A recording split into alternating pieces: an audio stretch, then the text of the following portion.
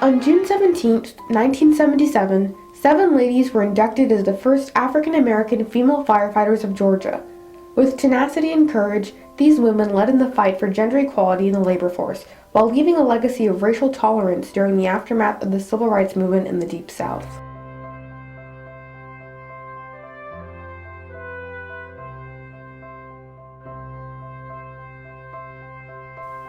Over time, modern Atlanta has become a melting pot of diversity. Whether it's been through racial equality or gender equality, the city of Atlanta is slowly progressing into an environment that's impartial for all. Still, in regards to the labor force, inequality for females in positions such as firefighting has been an uphill battle. Despite today's vigorous support for gender equality in extensively physical careers such as firefighting, success in this workforce for women and especially African American women can be highly contributed to firefighter Molly Williams of 1818. Molly Williams was a slave who was recorded to have worked in Ocean's Engine Company Hill in New York City. She is remembered for her efforts during the blizzard of 1818, where she proved to be just as good as her male colleagues. Her diligent mentality could be still seen on the hearts of women facing adversity decades later. Just 37 years ago, there was political uproar over the injustices of African American men and women. They were discriminated against because of the color of their skin or gender. During this time, African Americans and women in general were the underdogs of society, but these 7 extraordinary ladies didn't let that deter them from being pioneers for females aspiring to be firefighters and leaving a legacy for women to come. It wasn't until after the Civil Rights Movement that there was an era of Reconstruction, a second Reconstruction, which is what historians call the Civil Rights Movement of the 1950s and 1960s. This was a time in which African Americans were truly emancipated. Because of this, Congress passed Public Law 88-352 in 1964. This provision of the Civil Rights Act forbid discrimination on the basis of sex as well as race in hiring, promoting, and firing. Even though blacks were still mistreated, this provision was one of the main reasons why the first African American female firefighters were able to excel in a field dominated by white males. During the Civil Rights Movement, the African American community pressured Atlanta's city council and mayor to integrate the city's fire department. But it wasn't until after Public Law 88-135 that people actually started to integrate. Fire Station 16 was created to house the first African American firemen in 1962. Later, it went on to house the first African American female firefighters in 1977. January 38, 1978 was a momentous day where a raging fire nearly destroyed the Lowe's Grand Theater in downtown Atlanta.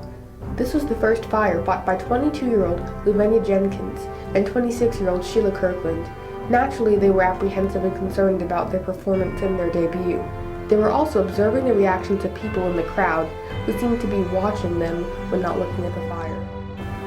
There was this woman and her friend in the background who couldn't figure out whether I was a man or a woman because of the equipment I was wearing, said Mrs. Jenkins. The introduction of Miss Jenkins and Mrs. Kirkland to their first working fire experience came less than a month after they and 5 other black women finished a grueling training period with 92 men. By doing this, they effectively discredited the long prevailing myths that made it unthinkable for women to even consider firefighting as an occupation. They were told they didn't have the strength or stamina to raise ladders, lug hoses, break into buildings, and carry victims to safety.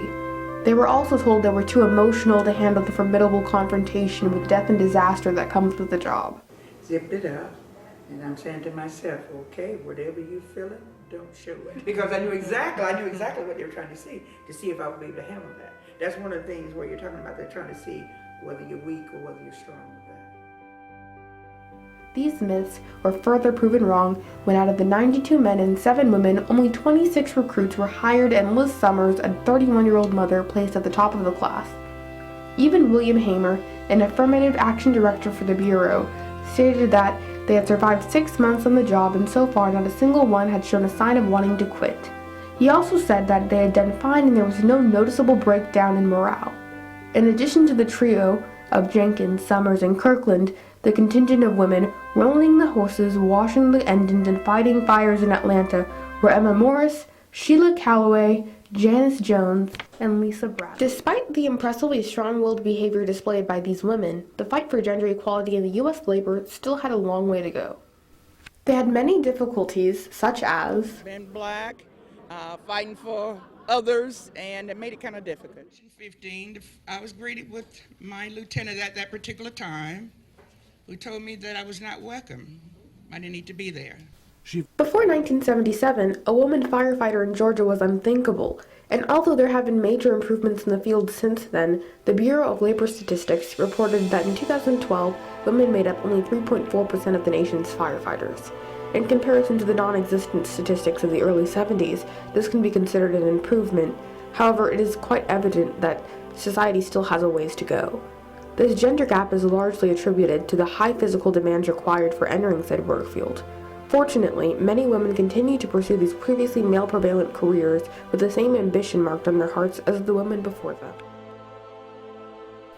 Our numbers are growing every year. With the increased visibility of those currently on the job and many outreach efforts, awareness will continue to grow among young African American women that firefighting and rescue work are fields that offer them great opportunities and even greater rewards. Today is a major milestone and accomplishment for me because I embarked on a journey that I didn't realize would take me to higher heights. When a little girl sees you and sees that it's a fire lady or a fire girl, and to kind of know that you maybe have inspired someone, that's a really cool feeling. Even though racial and gender equality has come a long way, it's still not over. 26 years later, and Liz Summers, one of the first female African American firefighters, is still going through the discrimination she faced in 1977.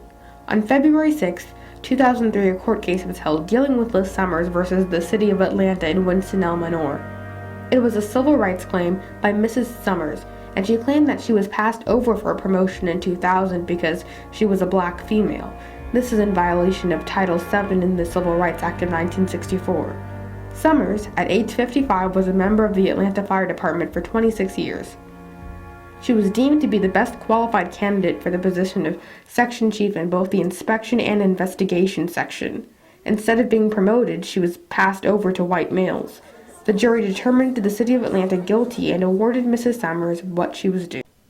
Legacy is not what's left tomorrow when you're gone. It's what you give, create, impact, and contribute today while you're here that then happens to live on. Rashid Ogunlana. True that every time the bell goes off, we're also going to... Legacy is about living boldly in the present while building for a brighter future. The greatest legacies are those of faith and character, the kind of legacy that isn't materialistic, the kind of legacy that will stand under pressure, continue to thrive under fire, and is always progressing. According to the wise words of Francis Quarles, becoming fearless isn't the point.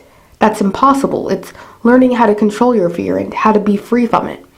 That's the point. Necessity of action takes away the fear of the act and makes bold resolution the favorite of fortune. The leadership and legacy left by these 7 women will always be one of courage and tenacity. Their discipline and hard work has left a mark that will never be erased. What kind of legacy can I leave? Did I make a difference in other people's lives? I think so. Did I make a difference with the women that came on the job? I believe I did. Did I try to teach them to be a lady, to be respectful of what it is? I believe that I did. Liz Summers. African American women comprise about 10% of the female firefighters.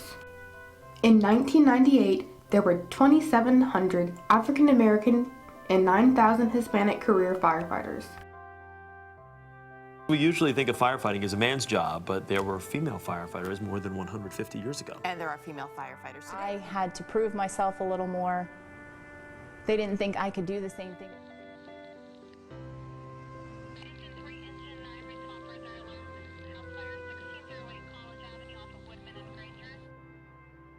Some of the firefighters are preparing to go inside. In the dark, through the smoke, you can't tell the difference of firefighter.